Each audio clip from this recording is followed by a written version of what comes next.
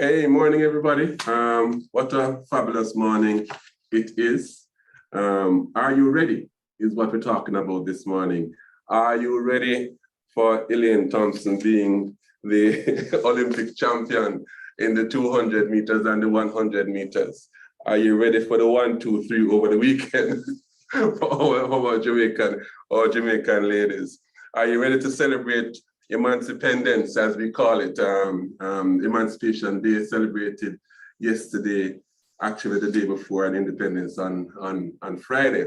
But this morning, we're not talking about any of those are you ready scenarios, as important and as impressive as they are for us as Jamaicans.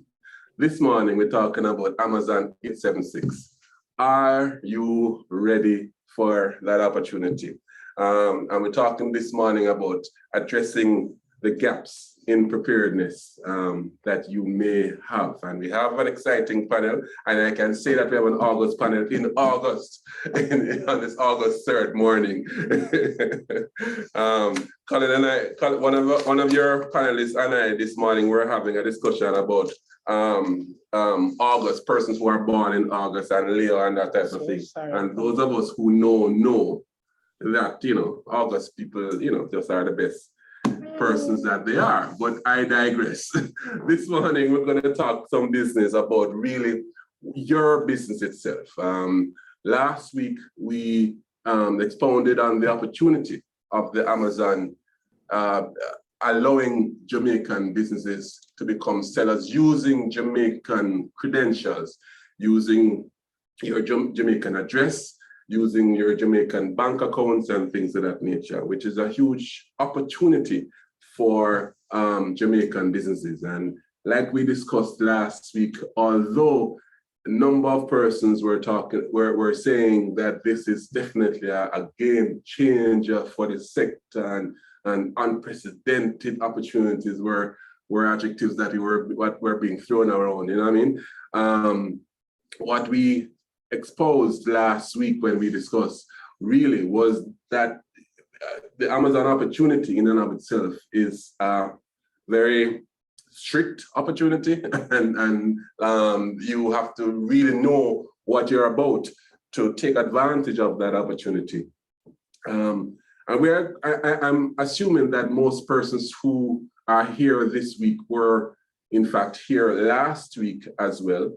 And last week, as you will remember, we discussed that it's a lot to take in any one session, and that we were going to really ventilate the opportunity in the coming weeks. So this week, we're going to focus on the opportunity itself and your preparedness for it. And on the panel, we have Mr. Colin Porter, who is our technical services manager here at JBDC. He's going to talk to you a little bit about what you need to be considering in your supply chain management and your logistics management, generally speaking, because you realize it was an important point that was raised last week in terms of how you need to structure your logistics as a business, to take advantage of an opportunity like the Amazon opportunity. We have Marlon Lowe, who is the Deputy Commissioner for Operations at Jamaica Customs Agency.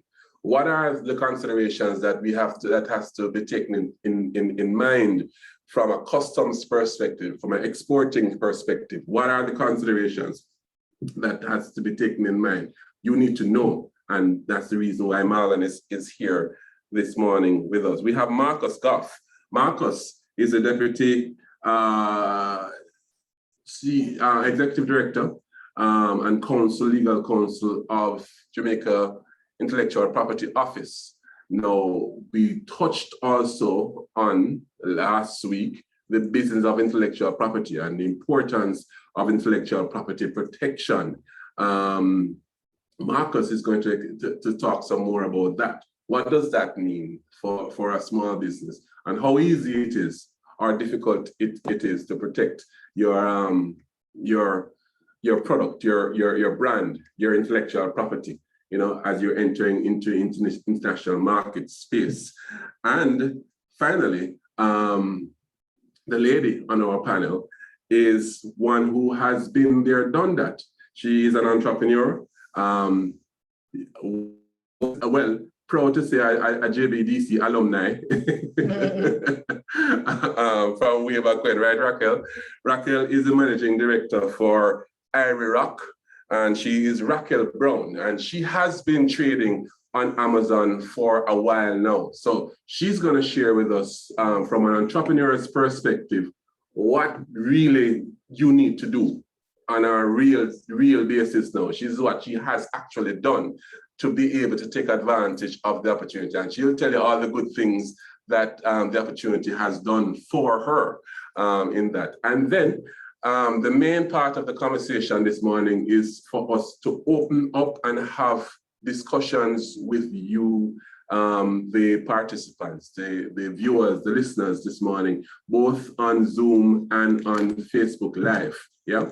Don't worry, the session will be recorded, so all of your friends and colleagues who may be still a little bit drunk from the Elaine Thompson win this morning and were not able to join us this morning for this session, they'll be able to access it. So first, I want to introduce our own Colin Porter, who, like I said before, is the manager for technical services at JBDC, who is going to share with us just the whole business of the supply chain management, the whole business of your logistics management.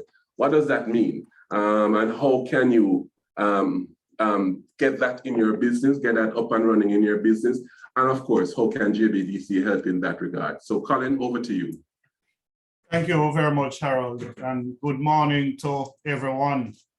As Harry said, on this August morning, but we're going to be getting ready for December, the best time of the year, right? Because as you know, December is November, December, starting Thanksgiving is an extremely busy period for Amazon, like many of us here. And certainly if we can get ready by that time, then certainly there are many opportunities to be gleaned in that period.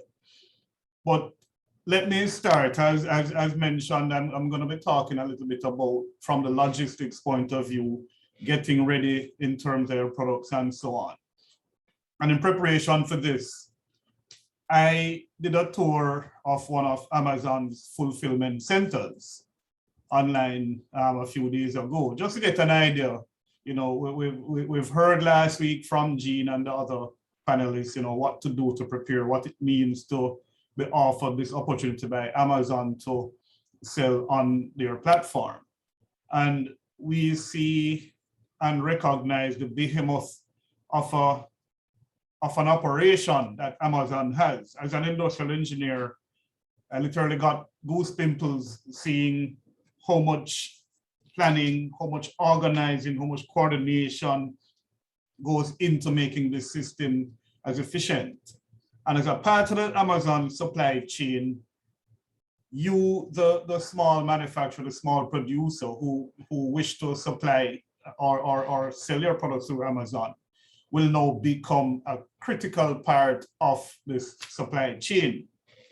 And a couple of things stand out to me from my perspective in terms of how we assist clients to get ready and so on. And obviously your product would have to be ready. One of the key things that I keep hearing that Amazon mentions, you have to be e-commerce ready. And for me, that means a lot of things. Your product obviously will have to meet all requirements, which we'll get into today, but getting the product from your production facility to the Amazon fulfillment center is where you now will have to pay attention to. And there are many techniques and many ways in which you can go about that, employing from the whole bag of lean manufacturing techniques. That's a philosophy that helps one to eliminate waste in your production system. And waste here means not just a matter of reducing cost, but also reducing time. As you know, Amazon is very strict in terms of their timelines when you have to deliver your goods to them. And if we're talking about keeping inventories replenished in a consistent manner, then timeliness of delivery is going to be important. And we can talk about later on some specific techniques that you as a manufacturer can employ. The other thing that stood out to me is the issue of packaging. And here I'm talking about packaging now from a logistics point of view and not from a marketing point of view. Your secondary packaging, your tertiary packaging, if you have it.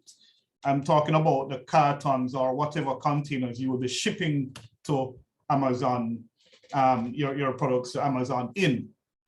And some key facts came up with Amazon. I'm not sure if Jean dealt with them in details, but simply what you have on that outside carton, that carton that goes to Amazon's warehouse and will be seen by their affiliates or their workers who will be sorting the packaging, is that your packaging has to be appropriate. And we'll get down into some details in that, but the labeling on it must be key. Amazon will provide you with certain shipping labels which you have to attach to inside of the box. The box has to be free from all other markings which are unnecessary. However, your handling markings should be in there. Fragile, this side up, the usual kind of thing should be on it, but there should be no other labels on it to confuse Amazon once it gets to their warehouse. So you can't be selling it, you can't be recycling an old Appleton box or an old any other product box. You will now have to start looking at having clean cartons. It's something now you're going to have to think about as part of your whole business strategy in terms of how you package and ship to Amazon. So there are quite a bit of things that one will have to look about. But key is organizing yourselves, that you will always have inventory once you have decided which products you're going to be selling on Amazon, that those inventories are available to be packaged, to be shipped in an appropriate manner. And we'll talk about even your partners, your shipping partners now. How do you get it to Amazon from here in Jamaica? And I'm sure Marlon from the customs agency will give us some details on how best to do that. But right now, just like the preparation of the athletes in Tokyo, we're going to have to prepare. We're going to have to train. We're going to have to look at our systems. We're going to have to ensure that we are on point so that we can meet timelines, we can work efficiently. And this opportunity will not just open doors for us on Amazon, but help us to push efficiency in supplying our other customers who we may have, right? So it is about supply chain efficiency. It is about supply chain innovation in your own doings so that you can take advantage of the opportunity from Amazon. And I'll just stop right here and allow the other panelists to get their word in, and then we come back to more in the discussions. Yeah, thanks a lot, Colin. Thanks for that. Yes, you have to know your marbles and understand your business cycle and how it is that you make sure that your logistics are in line with your deliverables. As you would have remembered from last week, there are two options for fulfillment. You can either be fulfilling by Amazon itself, which means that you ship in bulk to Amazon, and Amazon fulfills for you whenever that order comes in. So therefore, you take advantage of the Amazon Prime.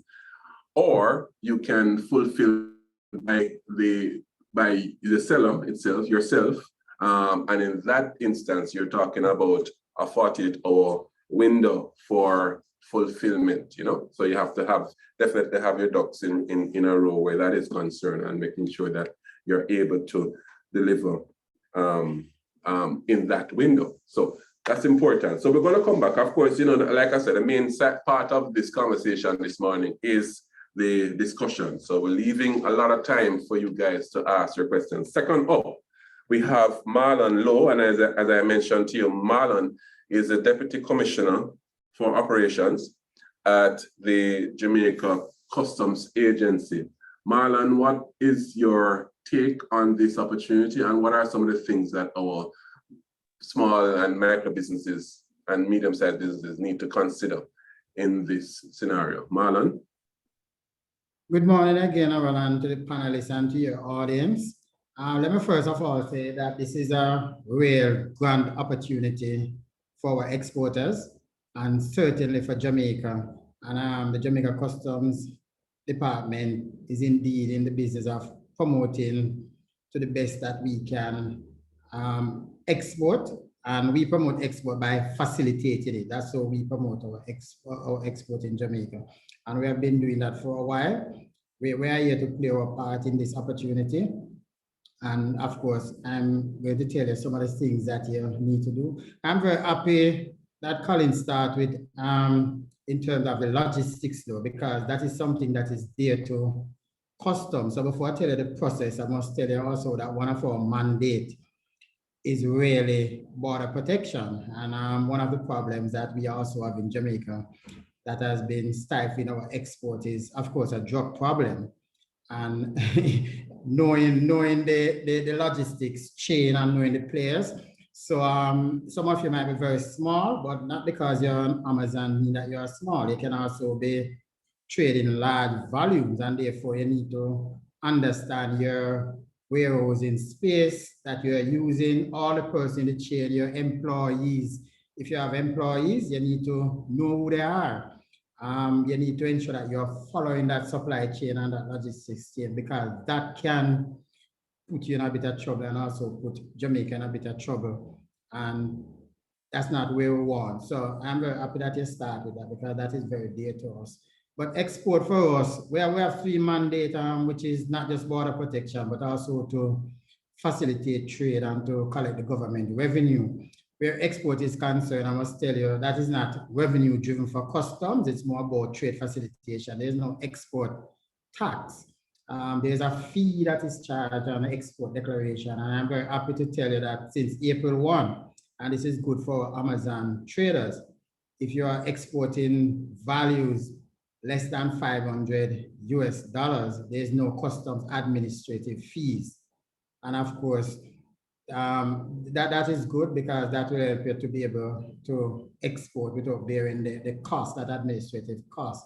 The government also had moved what was a nuisance tax, which is a stamp duty, $5 stamp duty that was there, that was also removed. So the cost is not there in terms of the direct cost, in terms of administrative fee for customs. The process is a very simple one, but it's something that you have to also ensure that you know very well. If you are involved in commercial export, of course, you need to register with the Jamaica Promotion JIPO, and you have to ensure that that side is taken care of. And that can be done through the JSwift window, which is the Jamaica single window that is also managed by customs. So it can be done from that portal.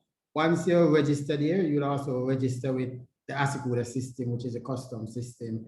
And of course, one of the things that you have to ensure that you do to be compliant is to ensure that you get the necessary certificates, permits, licenses, depending on what you're exporting. And therefore, the various other agencies apart from customs become very important, whether it is the plant quarantine, whether it is trade board, whether it is JIPO, all of those entities become very important.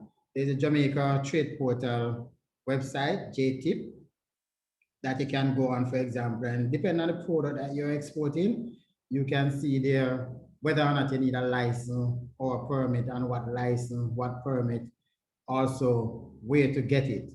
Some of these you will get through the JSwift portal, and some from the entities directly.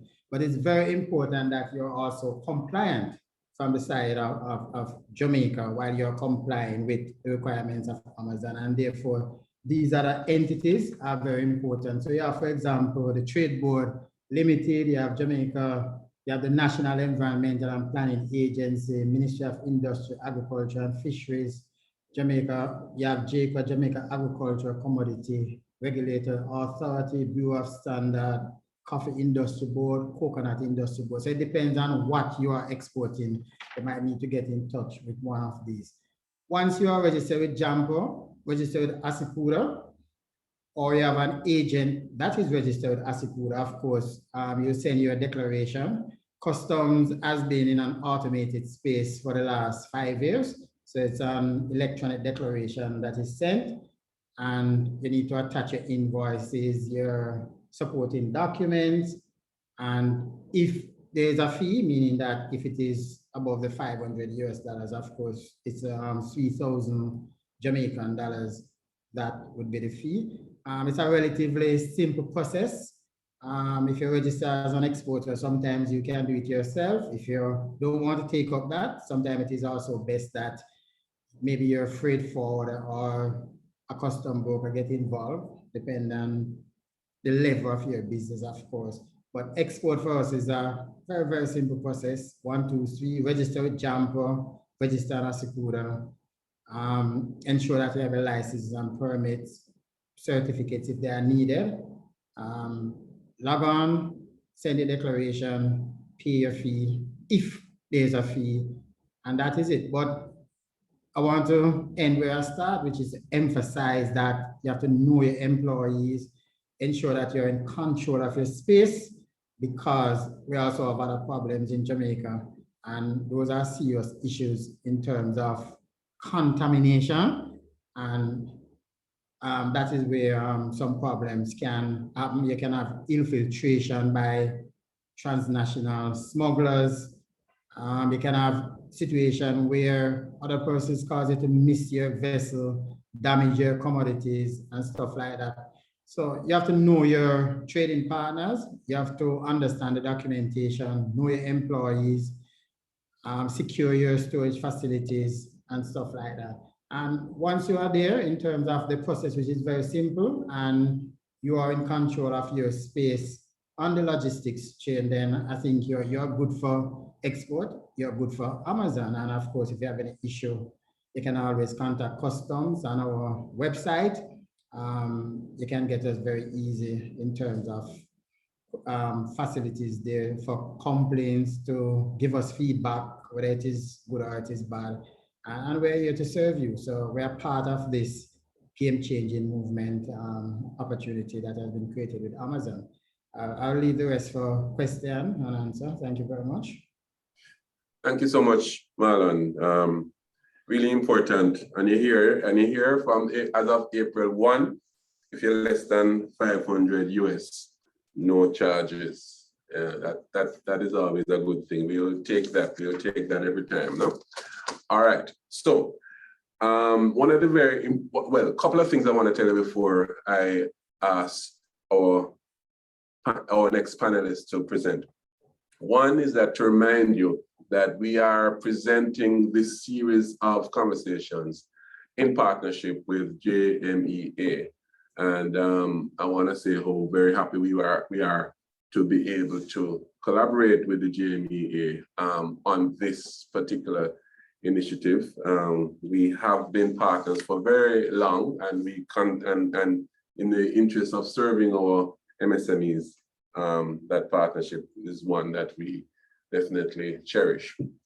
So that's the first thing I want to share with you. The second that I want to share with you, I want to remind you that this session is recorded, and it will be available within 24 hours of the ending of this session here.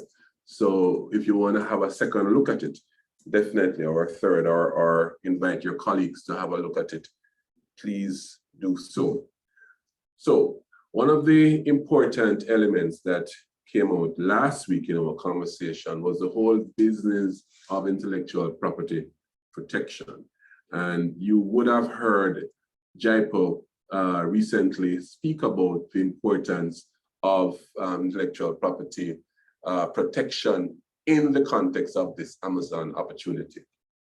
And they spoke very forcefully about it, and to expound on that a little bit is our good friend of JBDC, Mr. Dr. Marcus Goffe, who, like I said, is the Deputy Executive Director for JIPO. So Marlon, no, not Marlon, Marcus, it's over to you. It's all right, man. It's okay, man. Thank you very much, Harold and the team from JBDC, and of course from JMEA as well. And good morning to you all in this Emancipendence season, and one of the special months of the year, indeed. All right. So talking about Amazon and talking about the opportunities, right? And are we ready and our level of preparedness? So intellectual property is definitely an important part of that necessary preparedness for any kind of enterprise, in terms of trading, selling goods and services, particularly, of course, when you're going to be doing so in overseas jurisdictions to, bigger markets where you're going to be exposed to more competitors and more pirates. And so you want to be able to have your brands and your unique designs and your inventions and your copyright works and other creations properly and legally protected, right? Because what that does is it gives you the legal rights thereafter to be able to, of course, claim some legal recourse through the courts or through the police system, through the criminal law, in some cases, where you may need to do so if you find that there's been some infringement, right? So that's important in a general context. Now, when, of course, you're talking about online trading, right? Online promotions, online marketing, and online sales, e-commerce, etc. Then again, the risks in terms of your brands being counterfeited and your copyright works being pirated increases. And so does the need for protection of these rights, right? Now, I wanted to highlight some important things in the Amazon context, because of course, again, in any kind of trading, particularly online trading, you have to be aware of two prongs. You have to be aware of your own rights, so they can be protected, again, from infringement, but also to ensure that you do not infringe the rights of other persons as well, other companies or entities who are trading as well. And as we've been hearing, Amazon is very strict on their policies. They have the customer as the priority, as we all should. And therefore, they have several policies in place that seek to ensure that IP rights are properly respected and enforced, So they have their Amazon IP policy for sellers, right? This policy requires all sellers to ensure they comply with all federal, state, and local laws, right? Federal, state, there being the USA, and policies concerning intellectual property rights, right? You may not violate the IP rights of any brands or any other IP rights owners on the platform.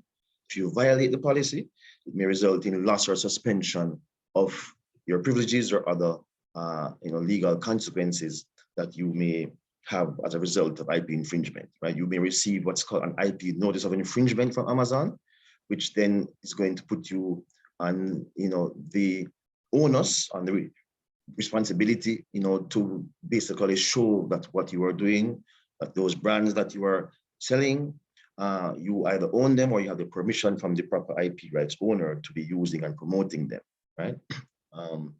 You, of course, may be asked to provide evidence of authenticity of your product, right? To show where you acquired these products, to ensure that they're not counterfeit products if it is that there's been a complaint that's been received, or Amazon themselves may seek to do an investigation if they find that your products or some of them may be suspect or suspicious in that regard, right? You may have to submit a plan to Amazon to show them how you intend to ensure that you do not infringe IP rights of others on the platform before you may be readmitted if they find that you have infringed somebody's IP rights, right?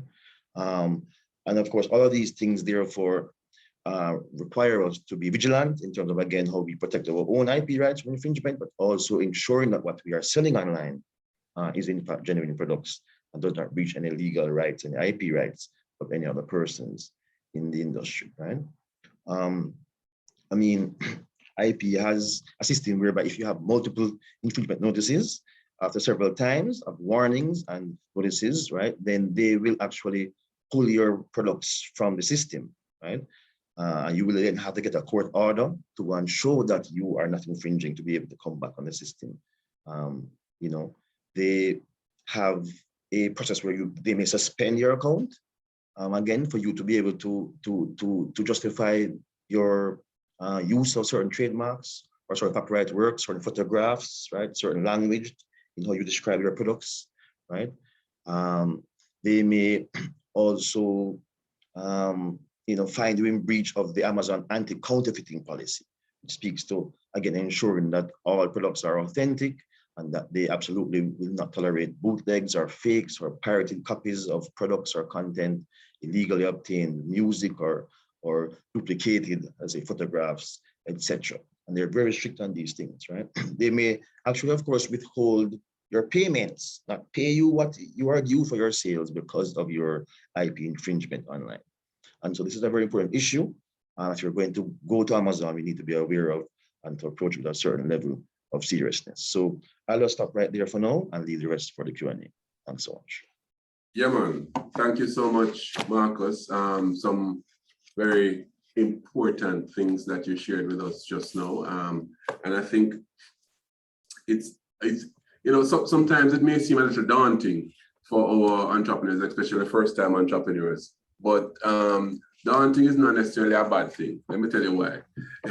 When you feel a little daunted, it means that you have accepted the gravity of the importance of what it is that we're talking about, and you are now spurred on to learn more and to understand more. Daunted don't mean paralyzed. It just means accepting the responsibility that is on you.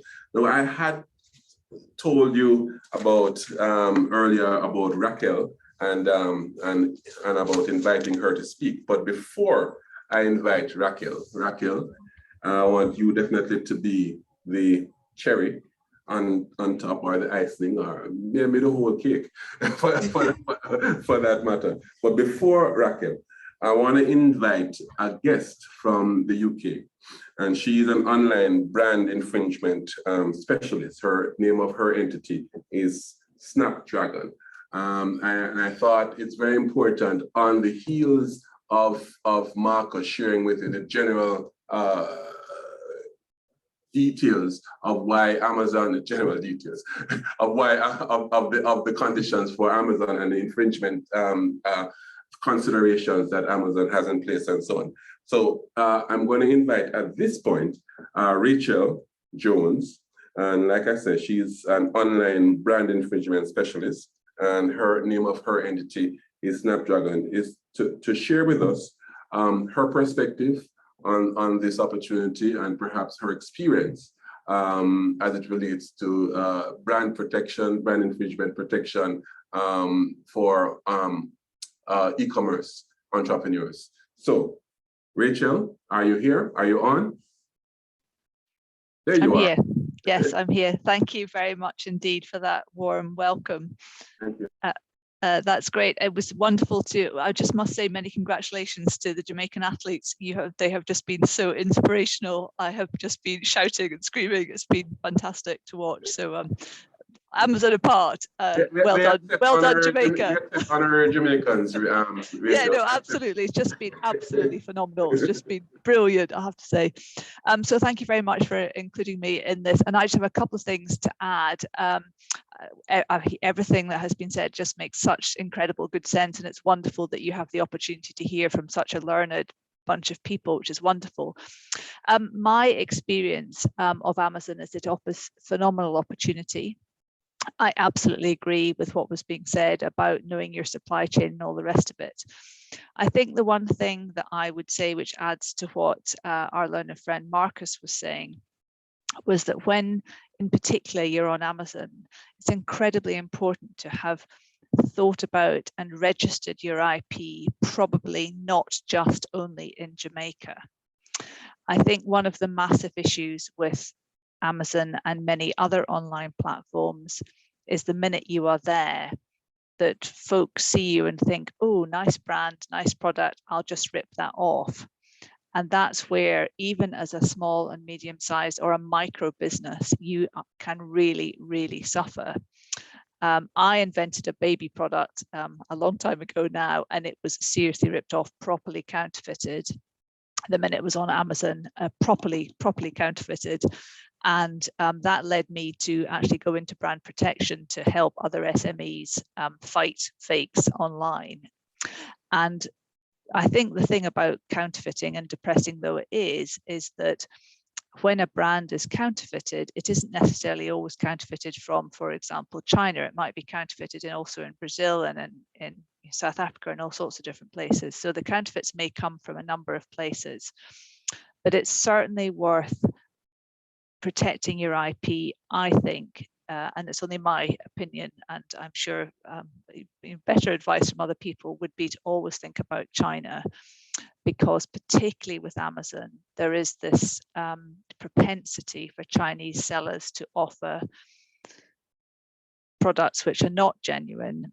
And because we are all used to shopping on Amazon so quickly and so easily, the non-genuine products get through. But if you have actually got your IP properly registered, you can always take action. And the other thing I would say to you is always have your IP to hand as a digital certificate.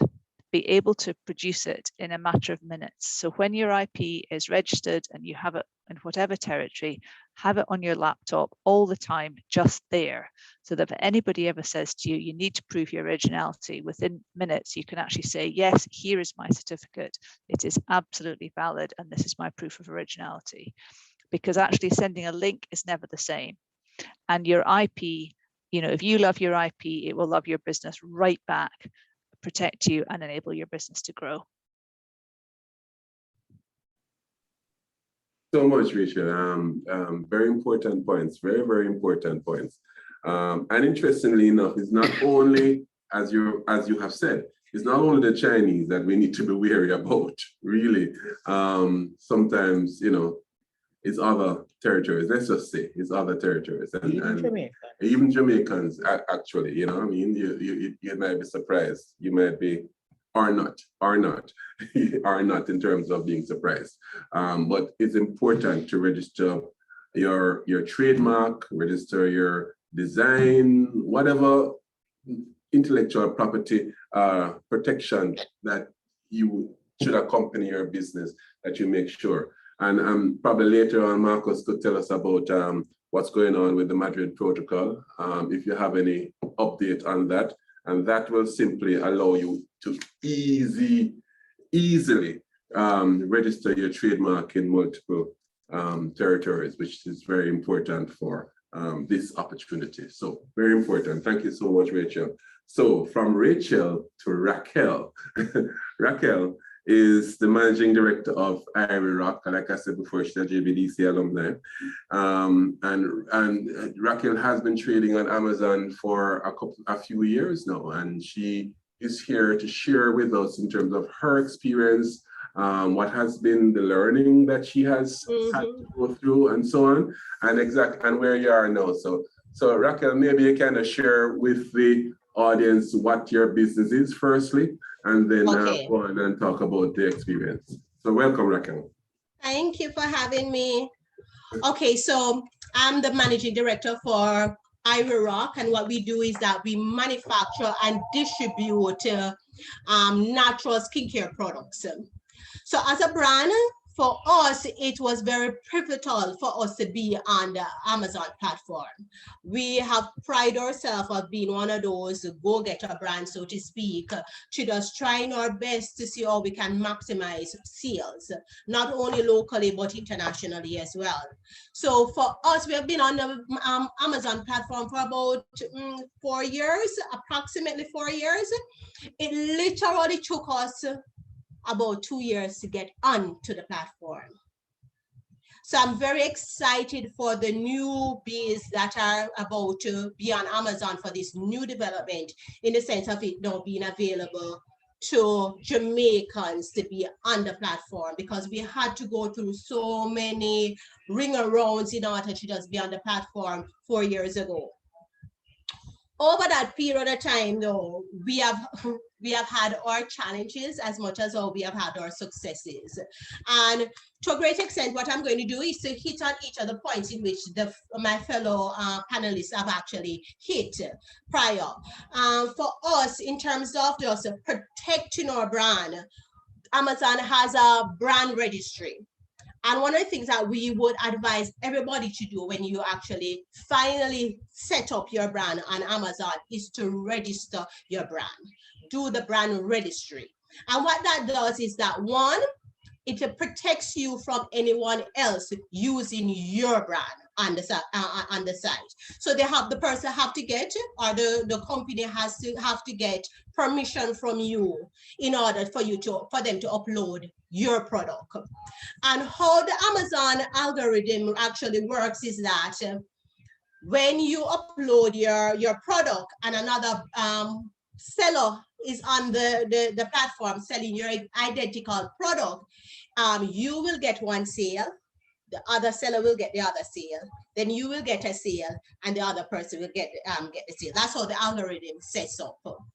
So both sellers will actually be benefiting from the demand of the product, so to speak. I know it's a little bit, when I initially learned about it, I was like, So if you're having person selling your brand, it's good for you and that particular person to have somewhat of a partnership, especially if you are going to be spending a good amount of marketing dollars in terms of advertising and promoting your brand on the platform. We treat Amazon like any other platform, marketplace.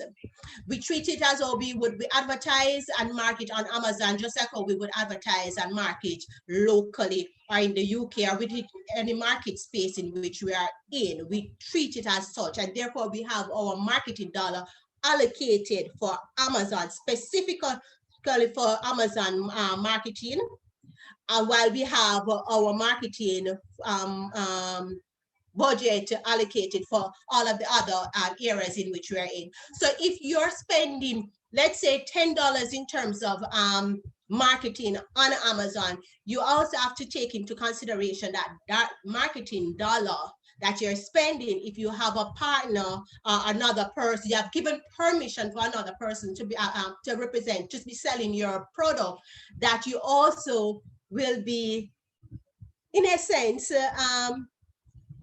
pushing sales their way as well. You understand?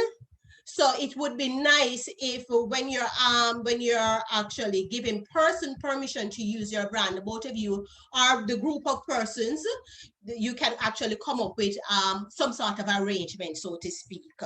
Well, that is how the algorithm works from what I know of. Mind you, I am always open to any clarification, because I am still, the platform changes so often that I'm constantly learning and we're constantly evolving as a brand on the platform.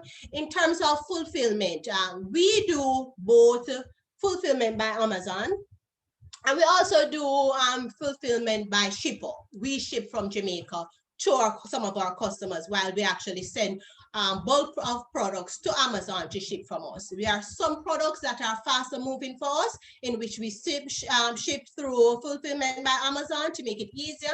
And then the slow moving products we'll ship here from Jamaica. There is a lot of benefit to ship, to use fulfillment by Amazon. You get quite a significant increase in sales just by doing that alone, without advertising or anything. However, and there's a big however, please take in consideration the fees that comes with that service. It is real, very real, because sometimes you will be getting this increase in sales, but the truth of the matter is that I have, instead of me getting selling 100 products this month, I've actually sold 300 products, but my revenue at the end of the month not matching up. You start questioning yourself, is it worthwhile to do fulfillment by Amazon? The other thing is that when you do fulfillment by Amazon, you do not get the customer information. So you can't cross-sell to them, You can't do any form of marketing. Sometimes you don't even know where your product is going. So you can't, if you're doing a marketing campaign, you really and truly can't really say, okay, we have had a significant increase or take up in our products on Amazon. But I want to know, because the fees on Amazon is so high, I ideally would want to sell those very same customers through my website. It's the natural progression, because you're going to be getting more markup and all of those things. And you say, but you still want to be on the Amazon platform. So when you do fulfillment by Amazon, you really actually don't get any form of information regarding the customer in which you can actually be doing any form of targeted marketing towards that particular customer that have already used your product.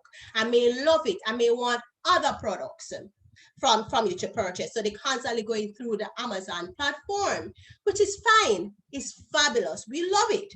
However, personally, as a brand, we would ideally want our customers to be buying, to be eventually redirected to our website, where we can get majority of a sale. We get a bigger margin on our sales, and we're able to have a little bit more control over the sales process in that manner.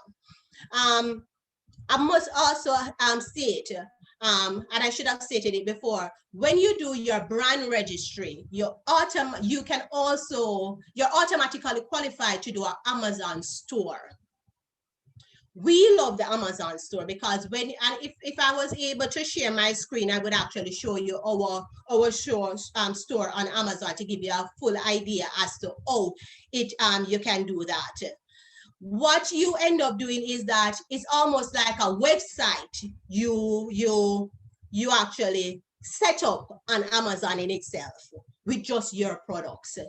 So you will see the listing, and at the base of the instruction of the listing, you'll have IROC store. And then we love when the customer click on that store. Why? Because 90% of the time, we end up getting more sales. Instead of the customer buying one product from us, they're now buying several products because they're now seeing a barrage of advertisement that is on our page, our store, the IROC Amazon store, and in which we're a little bit more able to advertise, and they're able to pick within the product grouping and all that. So when you do your brand registry, it's not only from the perspective of protecting your brand from other persons from using adding on products, your brand onto the store, onto the platform, but it also allows you the opportunity to create a store all in itself on the Amazon platform, in which you can literally have all your products that is on Amazon in one place, and where your customers can just easily go and shop. Another thing that I wanted to state in terms of going back to FBA, there is, while it's a wonderful opportunity in terms of the ease having fulfillment, doing fulfillment Amazon by Amazon, it makes the process of doing business on Amazon much easier. The stress of shipping is a real stress, especially when you're shipping from Jamaica. Jamaica Post is for a lot of us as small businesses is the go-to shipper, because it's smaller products that you're sending out. Our products are this size, and a lot of the times you're sending out 3, 2, 1, 5, 6 products at a time. So it's a smaller package. So you send that out to Jamaica Post, but you have to also remember the average time in which Jamaica Post tend to send a product is normally 21 days. And that is just ridiculous in today's business. Americans, majority of our customers are Americans. Americans deals with real time. They want to consume anything that they have purchased within the next 2 days max. So when you're talking about 21 days, that's like, no, that don't work for us. We have had numerous scenarios where customers, in spite of the fact that we have stated the time frame in the description of the product, where customers have actually returned, have received products, the product, but because they've received it so late, they have requested a refund. Customers have said, we have received the product, thank you. However, we want to do a return. Why? Because it come too late.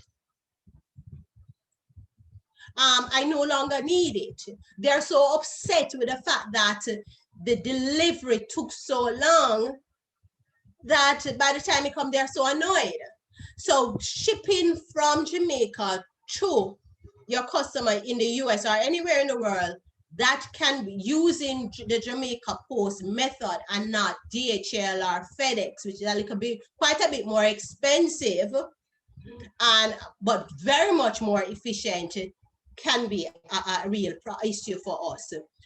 One of the other things that we have done to combat that is that we have contracted a fulfillment company in the US to do our fulfillment for us. So yes, we're still doing Amazon fulfillment, but as we experiment more and more and have more experience with our fulfillment company in the US, our goal is to do less fulfillment by Amazon and more fulfillment by our designated fulfillment company. And the one of the main reasons is that we will now have customer information. Data is powerful, and without that data, we cannot effectively advertise to our specific target audience.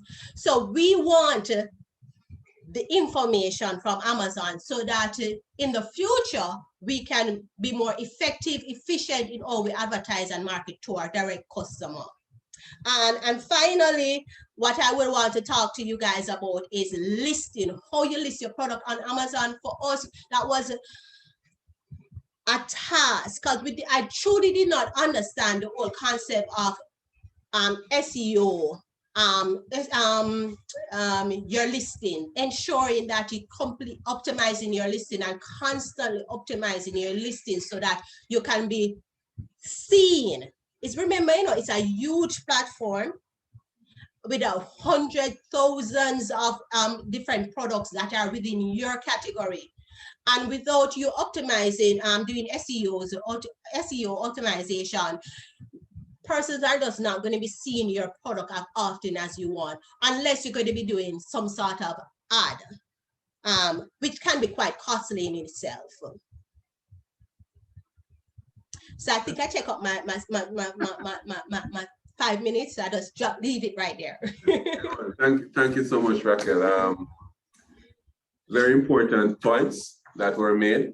The whole business of the complete management of your digital presence is very important, because it's one thing to be listed on Amazon and another thing for persons to find you, generally speaking, and the SEO, search engine optimization, is what Raquel was referring to, that you have to take care of that as well, to make sure that persons know how to find you.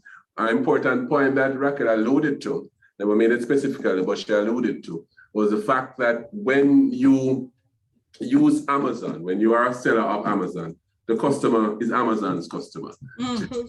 Yeah, so that's very important, and it's important for you to understand that as well. So the information, the analytics, they'll give you a general analytics of your sales and movement and that type of thing. But the customer information now will come through Amazon, right? So you have to understand that it's Amazon's customer, and it's important for us to know how to manage that information. Very, very, very, very important. So some very good information. So what we're going to go into now, thank you, Raquel, and thank you all of the presenters.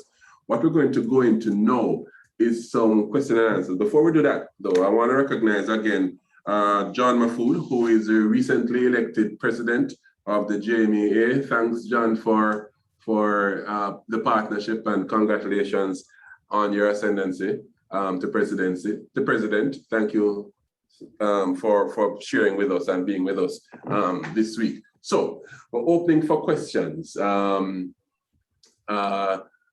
Any questions or comments that you want to make? Anything that was said that was unclear? Any clarification that you might need on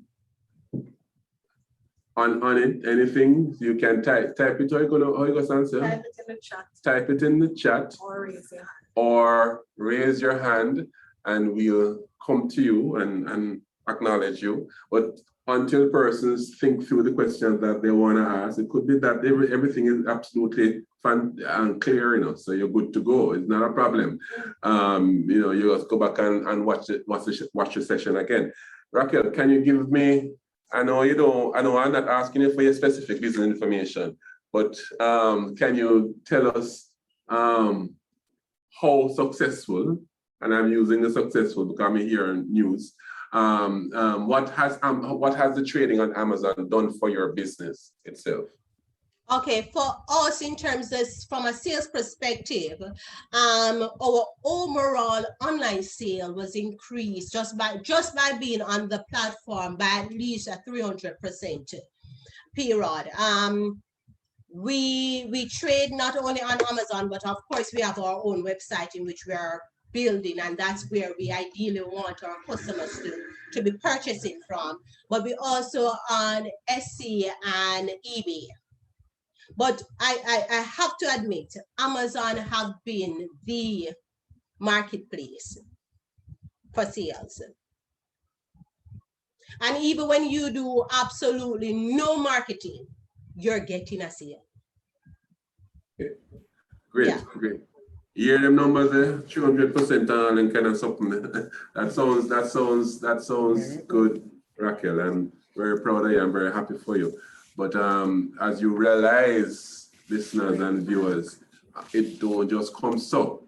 You have to be prepared, one, and you have to do the work to make sure that that you can realize this kind of returns from it. Very, very important. All right, Sansi, I'm gonna zoom over to you because I believe that there is a hand up and there are a couple of questions coming in. So. all right. All right. Morning, everybody. John Mafood is asking Raquel a question. What do you do to market your products while you're selling on Amazon? Okay. Okay. So we do quite a few things. Number one, you can actually, Amazon have its own, on its platform, it have a marketing section on it in which you can purchase ads on Amazon. So we have done that in the past, and that has been successful for us. But that have always been supported by having enough goods within the market space in which we can readily capitalize on the sale in itself. We actually push quite a bit of sales through our Instagram page as well. We advertise the Amazon store quite a bit whenever we are about to do any form of, in order to just ramp up sales. For us, our main marketing strategy for Amazon is one, constantly optimizing our listing.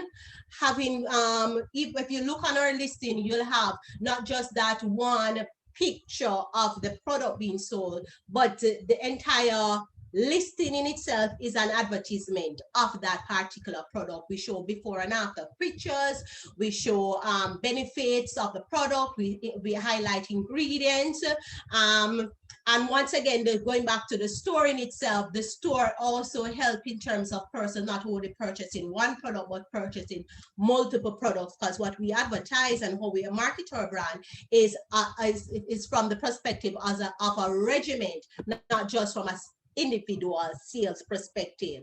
But our Instagram, we have done sponsored ads or sponsored posts with larger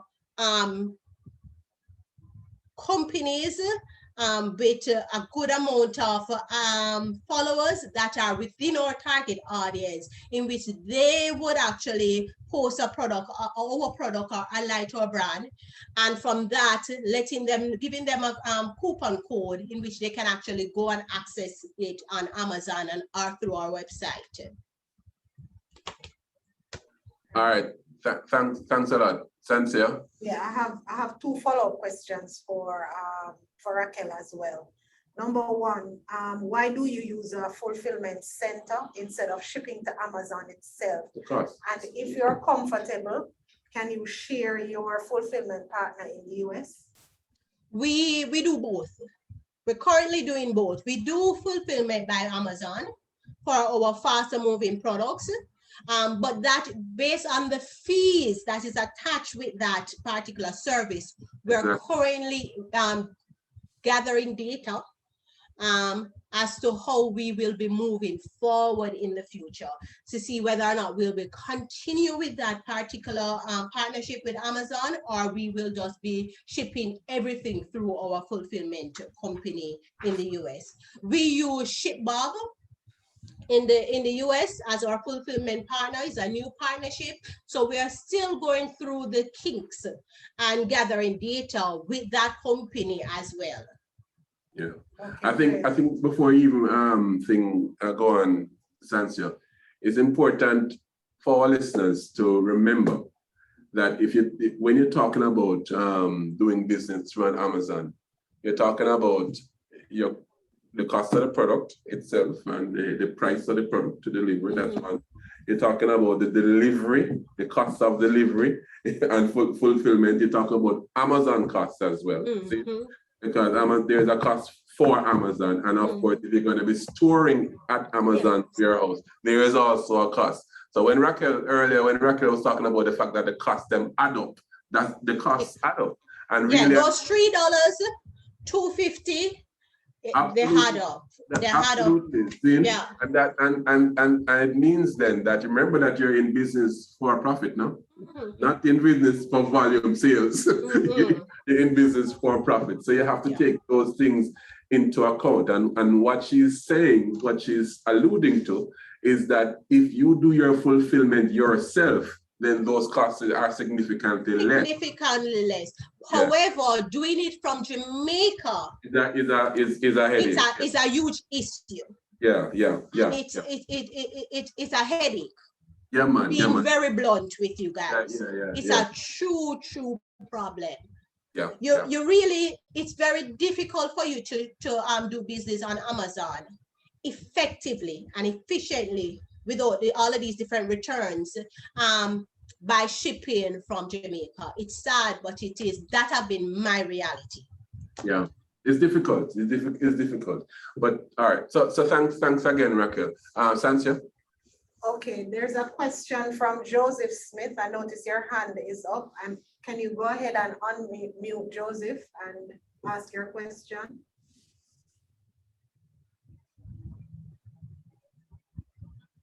Joseph?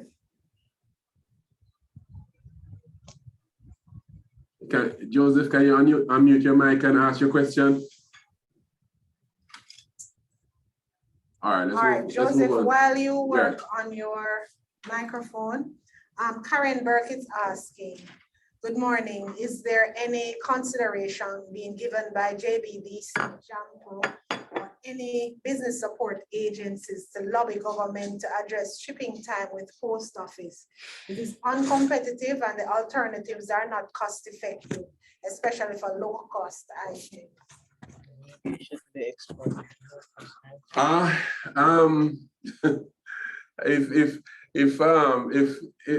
John wanted, he could feel that question anyhow. But no, I think, listen, the truth is that yes, conversation I know is going on, not from JBDC per se, but I'm aware that JAMPRO is in dialogue with and I think JMA as well, to see how we can deal with that. But listen, while that happens, I guess the main message is that as an entrepreneur, we need to first of all understand what the realities are in the environment, as they presently exist. yes, so yes, that lobbying will go on and so on. But I think as an entrepreneur though, you have to know what the realities are and understand the real costs and the real cuts. For instance, while the postal service is the lowest cost of shipment, and certainly if you have a client that doesn't mind waiting 21 days, because the post office works, but but it's 21 days, or whatever, or 14 days or whatever it is. But it works in terms of security, safety, and gets the product to the customer. So if you have a customer, if you are selling a product, whether it's on Amazon or otherwise, that the customer doesn't mind waiting 20 days, 21 days, because I have purchased things from websites that I have no, they tell me 21 days, I mean, no says 21 days, I'm good for 21 days, and it's fine. Then that would be the most effective, efficient route for you. Know your market. But so you know your market, you know your consumer, understand what those are. I think that's our main responsibility as entrepreneurs. See? And understand as well, have conversation with the DHLs of this world. I know, for instance, that the JMEA has a special relationship with FedEx for their membership. So understand what that is as well. And John, I don't know if you want to say something about that thing, seeing that you're here, or Simara, if you are in the room, be able to speak about that. So that there are those as well. There are those opportunities as well that needs to be considered. I understand as well that DHL has a special deal on, I think it's Wednesday morning, I gather, or Wednesdays up to the afternoon, where you get a discount on your shipping. So you need to understand what's going on in the environment and choose the right route, even while lobbying and so on is going on to improve products that the government offers. If Mr. Mahfood wants Raquel, you wanted to comment, Raquel? I wanted to comment in the sense that while you have the DHLs of the world and you have the FedEx of the world, and I use them. However, one also needs to remember, a lot of the time Amazon orders are single items, smaller shipments. So when you're going to be sending one product and DHL is going to charge you $5,000 to send you this product, to ship this product, do you think that is an effective means of us shipping to our customer in the US, in spite of the fact that it's going to reach in 3 days? No. It's not.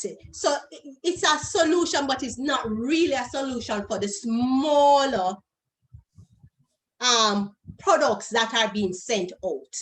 No, for bigger products that are weightier, then the DHL may be the best option, or the FedEx may be the best option.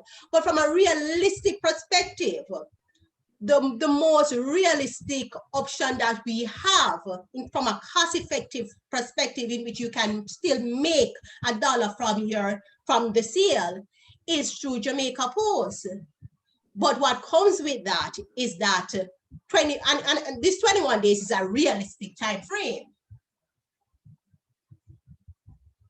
So something truly needs to be done from that perspective.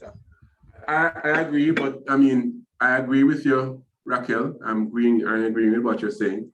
The bottom line, though, is that you have to know your product and know your, and understand as well.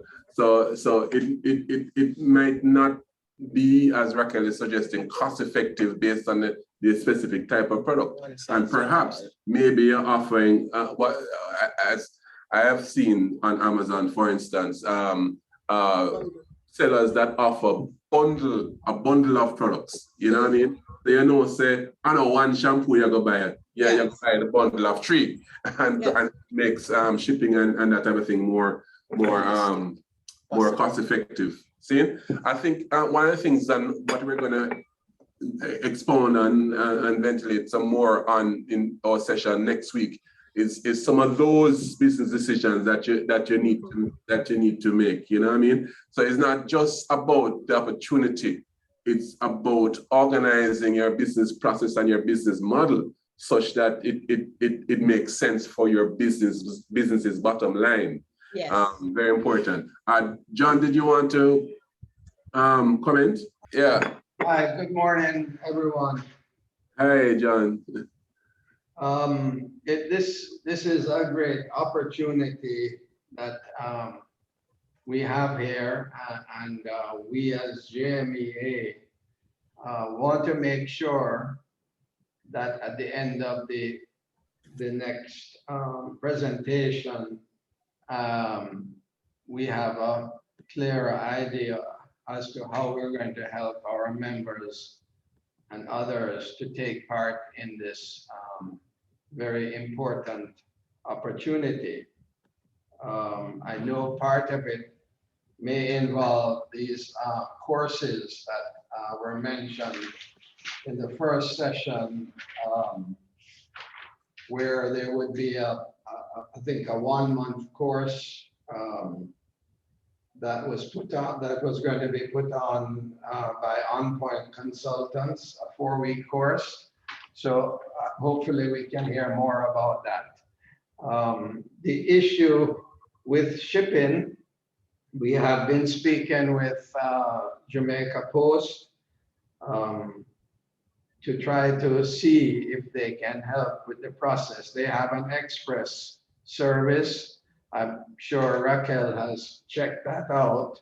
I have used it as a company and found it to be acceptable in that it usually gets to the customer about 10 days, but that certainly is not good enough.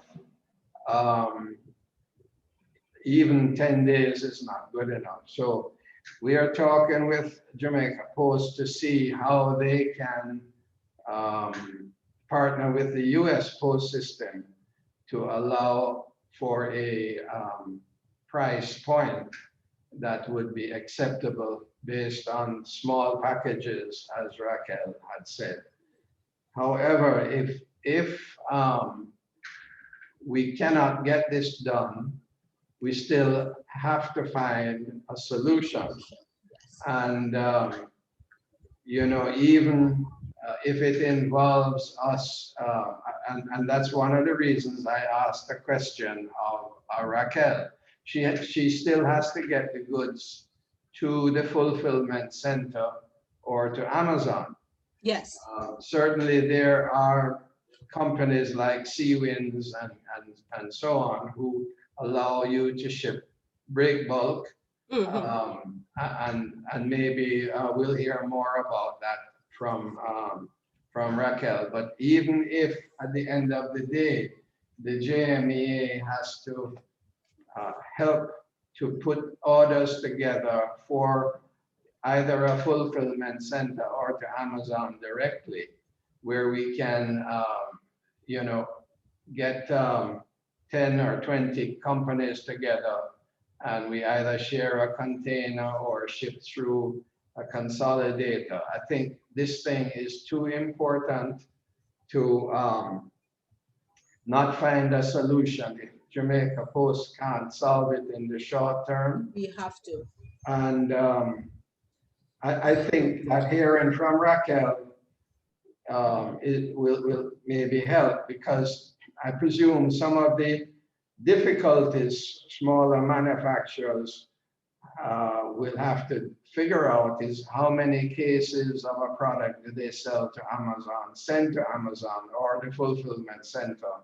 Are they willing to make the investment in sending 15 or 20 or 30 cases of a product without knowing for sure if it's going to be sold? But to me, if you're going to go into this thing, you're going to have to take a chance. You're going to have to make take a chance and make an investment in that original shipment of goods that you sent to Amazon. And the other question I asked Raquel is approximately what is the total cost as a percentage of her selling price does she have to pay out to Amazon?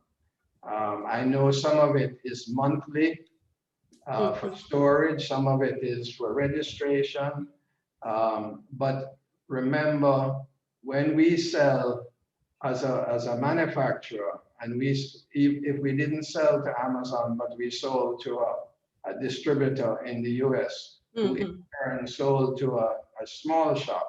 Typically speaking, Jamaican goods that are sold from Jamaica end up on a store.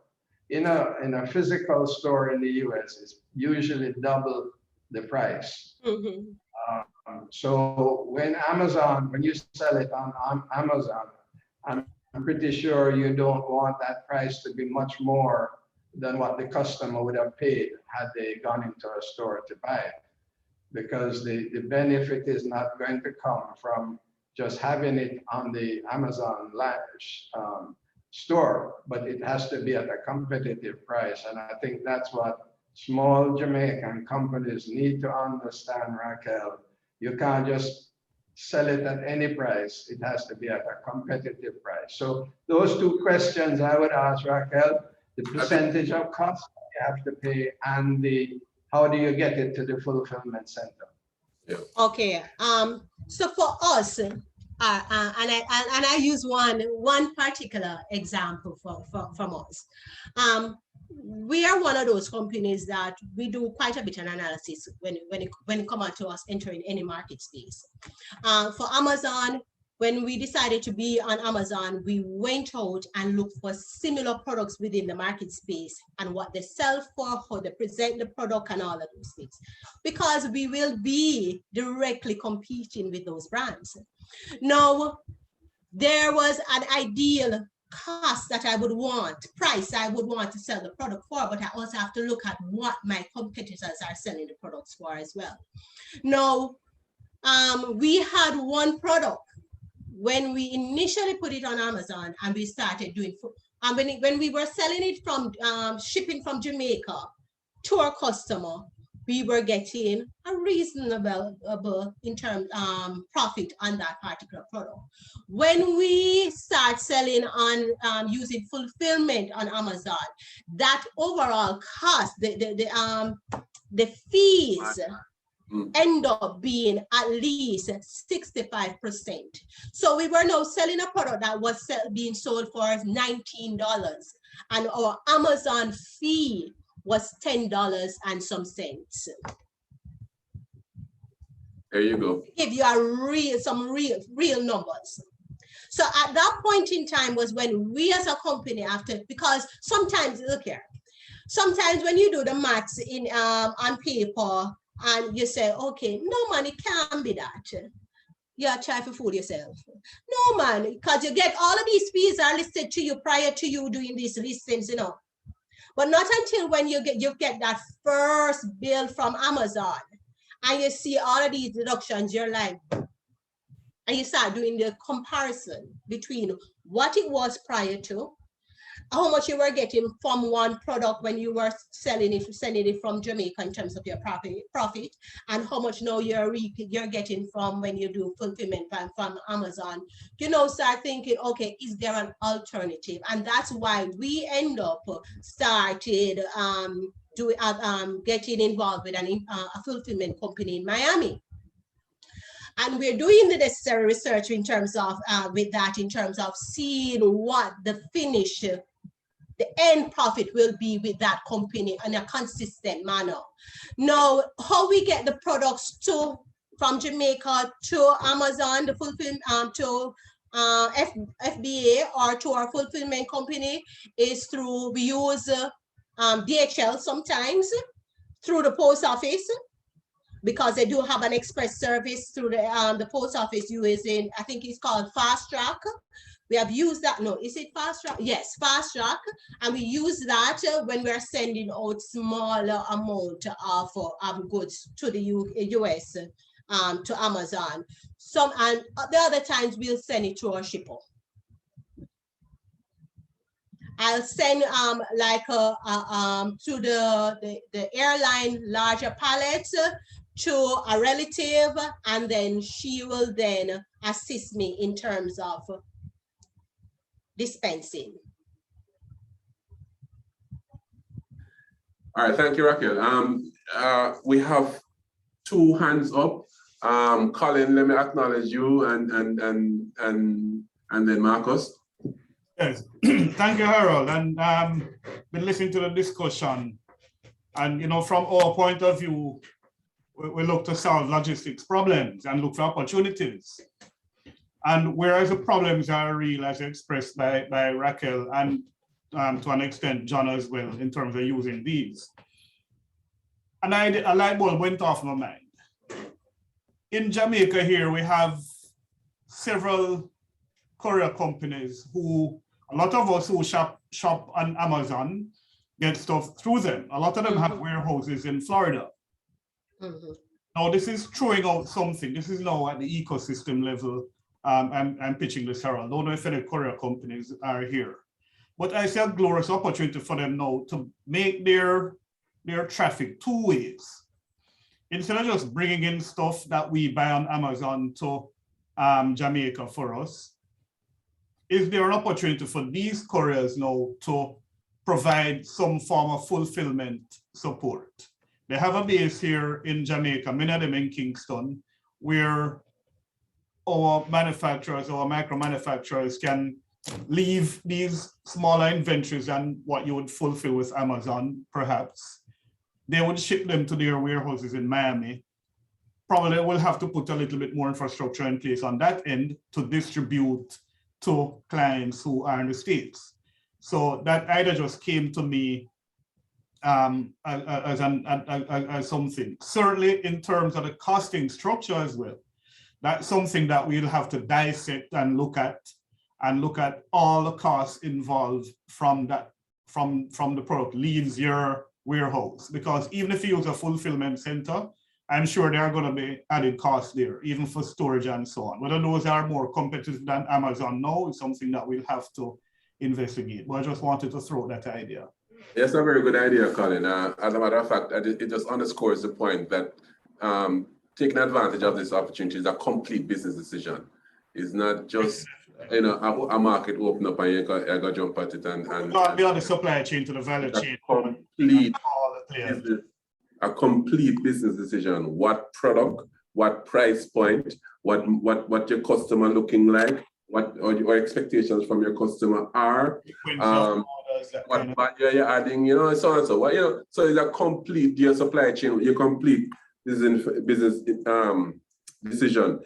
Before I go to you, Marcus, I want to just acknowledge Velma Ricketts Walker, Commissioner of Customs. She is in the room. Thank you very much for participating and partnering with us and allowing Marlon to share with us this morning. And definitely, we plan on utilizing the customs partnership in a big way going forward as we go through this, take entrepreneurs through this opportunity. So thanks for being with us this morning. This is Ricketts Walker. Marcus? Yes, Harold, thank you. Right, just wanted to, as you were saying earlier, speak a bit about the opportunities that may arise in the context of the Madrid Protocol and other, such coming up initiatives. So certainly, what I want to emphasize firstly is that, as was said by Raquel, if you are a registered IP owner on the system, you have access to the Amazon brand registry, right? Where you are able to then enforce your IP rights. I was highlighting previously was your obligation to respect IP rights. And then as an IP rights owner yourself, you have the ability and the entitlement to, of course, also, enforce those rights. So if you have your IP rights registered, then you can use the Amazon brand registry, which come with certain tools that make it easier to monitor and to enforce. And of course, you will be able to, as Rachel said, from Snapdragon, be able to also use those IP registrations to assist with enforcement of those rights online. And so we want to emphasize that registration of those IP rights starting here locally is important, right? And of course, also registration in those jurisdictions where you foresee you will be trading and using the IP rights and sending your products overseas too.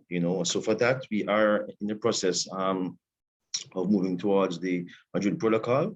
right, which will facilitate international trademark registration in multiple countries through one process here through JIPO. You know, you have to have your trademark registered here at JIPO first, which some traders do, some don't. And then that would be the first step to be able to then take advantage of the Madrid Protocol thereafter to have international registration done. And as you know, Rachel said too, you know, ensuring registration is done in certain territories and jurisdictions where you know are you know, places where you may get competing or infringing products coming from, you know, is also important. I mean, of course, it's not only for trademarks too. You may have a new design for a particular line of clothing or a shape of your product or packaging, etc. So your design rights or your patent rights, patents for a new invention or your new product that you have made or created, these can also similarly, you know, once they are registered, be able to be protected locally and also in the overseas jurisdiction. We're moving towards the Patent Cooperation Treaty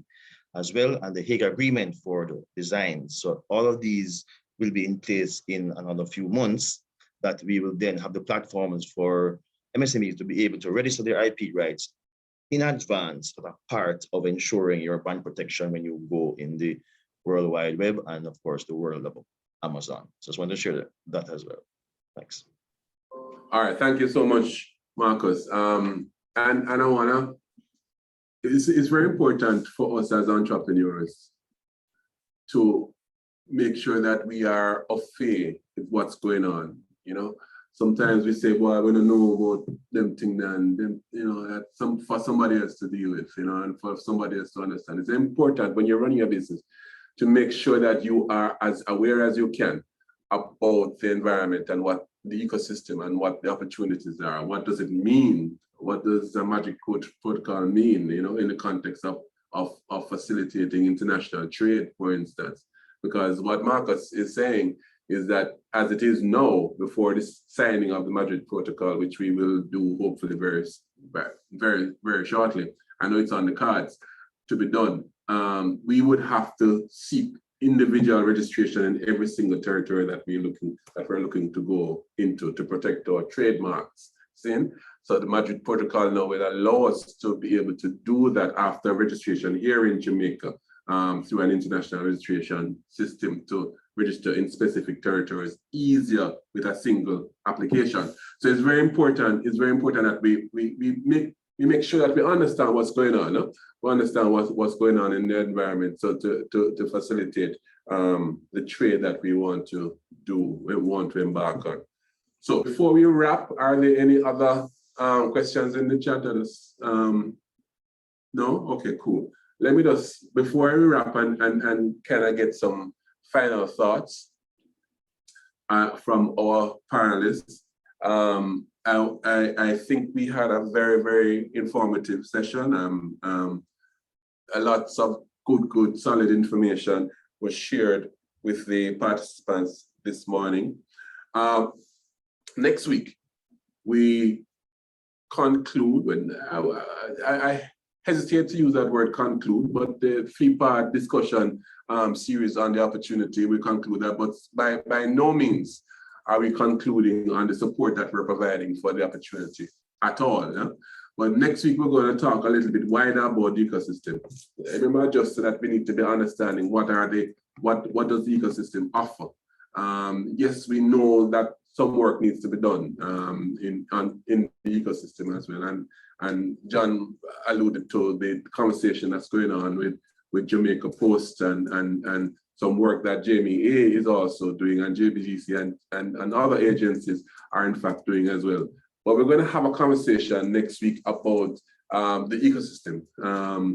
What are the financing products? Are there specific financing products that are available to take advantage of an opportunity like this? And we're going to have a financier here to talk to us about that.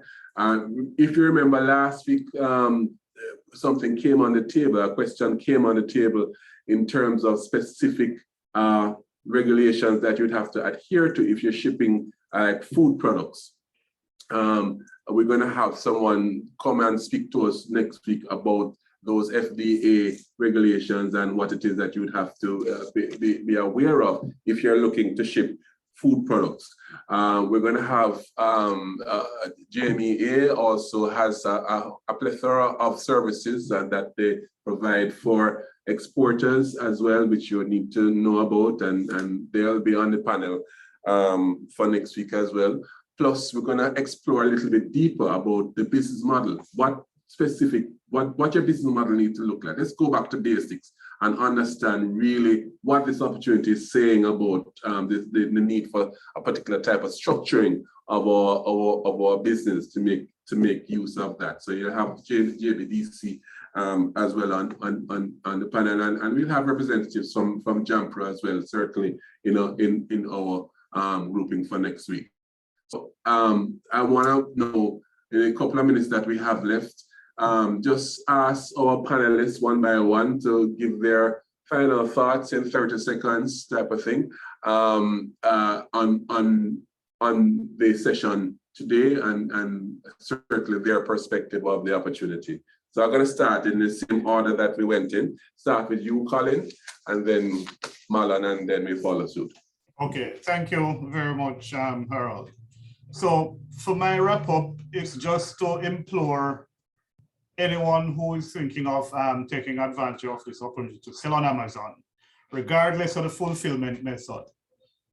Start with your own facility to be as lean and trim as possible. We know that cost is an issue, and it's a big challenge from the get-go producing here in Jamaica. So through the application of lean techniques, which you can engage us here at JBDC to assist you on that.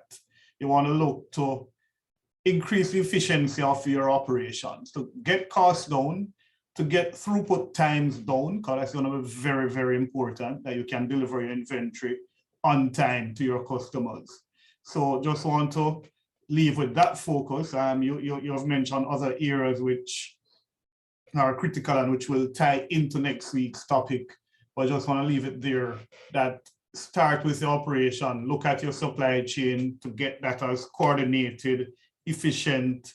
You yourself have to be disciplined. This is an opportunity for us to change how we do business in Jamaica.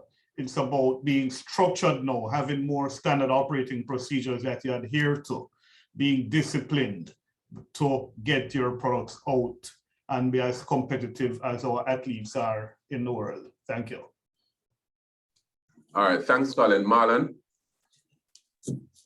Thank you, Well, as I said at the beginning, we're here to facilitate. I just want to remind our audience, it is very important for you to take care of that supply chain, ensure that your goods are not contaminated.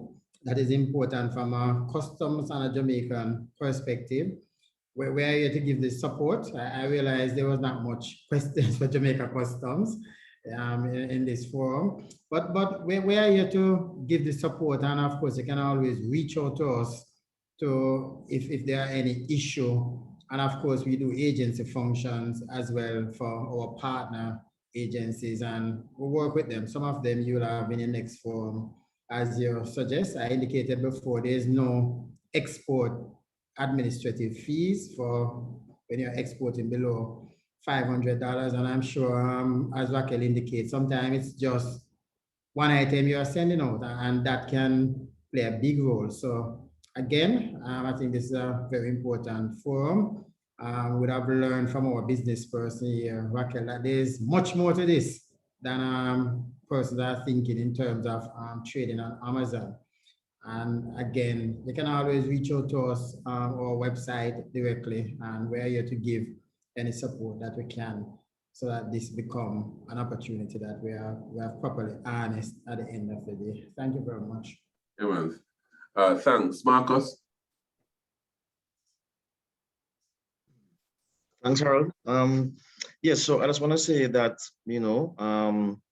thinking of, your business moving to an online environment and taking advantage of the opportunities on Amazon now that have been made available to us, it's fundamentally important that we consider IP rights, in a central way, business planning and thinking moving forward, both in terms of protecting our own IP rights as creative entrepreneurs, but also mindful not to infringe on the IP rights of others let's say, and when we're stepping up to these kind of platforms, like Amazon is a global platform, right? We just saw their CEO go out of space the other day, right? So here it is that we have to step up also our responsibilities and our level, I think, of engagement, right? With the available tools that are out there to facilitate success. And so I think there's a chance for us to, get on this higher rung of industry and access to global markets, and also for us to step up our game nationally as well to prepare for that. So JIPO considers ourselves a partner in this, right? We want to help our brands to grow and to not have them infringed online. And so we're here to protect and to guide you in that process. So please contact us for more information. We'll be glad to assist where we can. Thanks, Marcus. And Rachel? Rachel, are you still here? Yes, I'm still here. Your final Thank thought? you. Yes, my final thought, just adding really to what everybody else was saying, I think apart from IP, Raquel's point about profitability is key. We are in business to make money, and it's quite easy. I have to say, even in the UK, we have very, very similar issues to those you're coming up against with regards to shipping around the world. So it is a common problem. Maybe we should all be clubbing together and getting back at Amazon in order to sort it out. But profit is key. So there's no point being on the platform if you can't make money. So that's the most important thing. Protect your IP, use the Amazon registry, and also transparency is quite a good program if you can work your way through it. There is an opportunity, absolutely, and I wish everybody well. Thank you very much for including me in this today. Thank you so much. Thank you so much, Rachel. And I see that you had 3 finalists in one of the races this morning, which is exciting. Yeah, fairly unusual for us. Yes, I know. But it's kind of usual for us, but I'm just saying.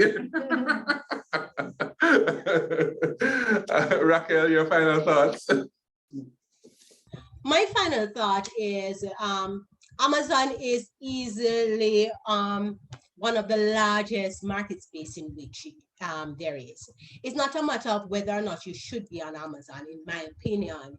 It's a matter of fact of how you're going to get on Amazon, how you're going to capitalize on the opportunities that's there, and how you're going to actually make it work for you. So do your research, pencil it out in terms of the costing, and not only from the perspective of the fees in which Amazon is charging you, but from the products that you're offering, and to see who are your competitors that are on the platform.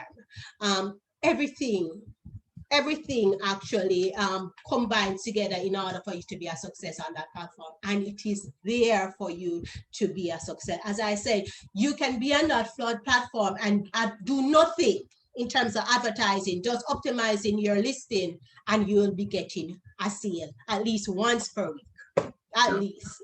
Yeah. No, thank you so much, Raquel. Raquel, yes. I've gotten Raquel's and Rachel's. But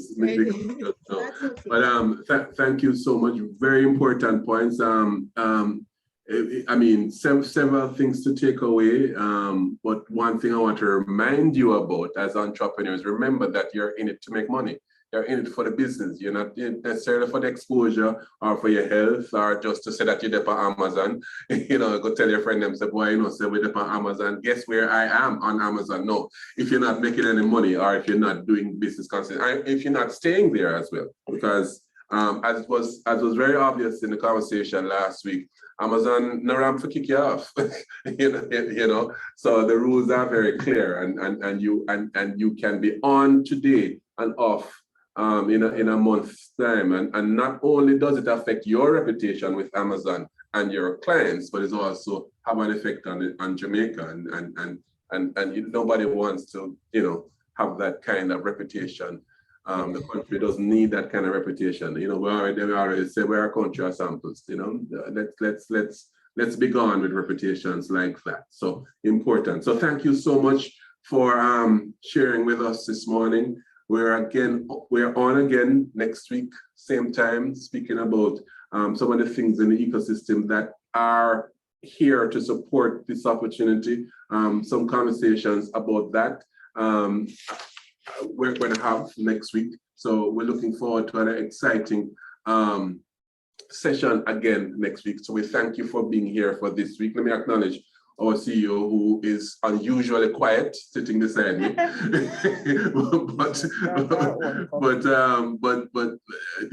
you don't get that very often from our CEO, being quiet for a long period of time. I've been running. But thank you so much, guys, for sharing with us. Thank you to our panelists.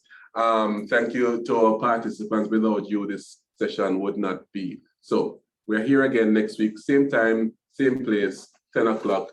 Watch your space for the link. Thank you. Have a great day. Thank you too. Thanks. Same to you. Have a great day, everyone.